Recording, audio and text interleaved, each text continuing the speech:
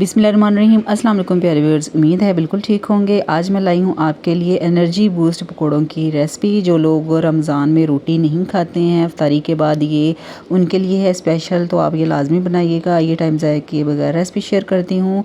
एक मुट्ठी यहाँ पर मैंने ली है पालक, ठीक है जी। इसको अच्छी तरह से काट के धो लेना है। और उसके बाद ये है जी आलूओं की जो है ना फिंगर कटिंग की है।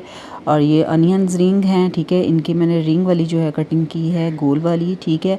उसके बाद इसमें डालनी है खुश्क मेथी, नमक, साबुत धनिया, कुटी हुई लाल मिर्च, ज़ीरा, थोड़ी सी हल्दी डालनी है इसमें, और ये है अजवाइन, ठीक है जी। ये हो गए हमारे सारे मसाले जो हैं वो आप अपने पकौड़ों का जो मटेरियल है ना उसके हिसाब से कम या ज़्यादा कर सकते हैं।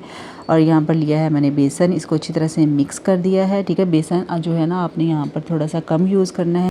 उसके बाद इसमें ना 1 टेबलस्पून भर के जो है घी का डालना है। इससे जो है ना पकौड़े बहुत क्रिस्पी बनेंगे। इसको ना अच्छी तरह से थोड़ा सा पानी डाल के मिक्स कर लेना है, ठीक है।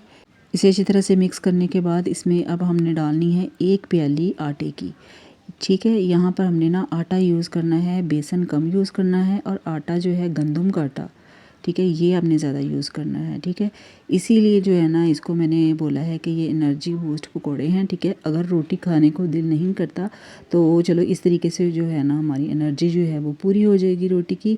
तो 1 प्याली आप डाल लीजिएगा, बाकी आप अपने मटेरियल के हिसाब से जो है ना वो आटा और जो बेसन है ना वो इस्तेमाल कीजिएगा, ठीक है।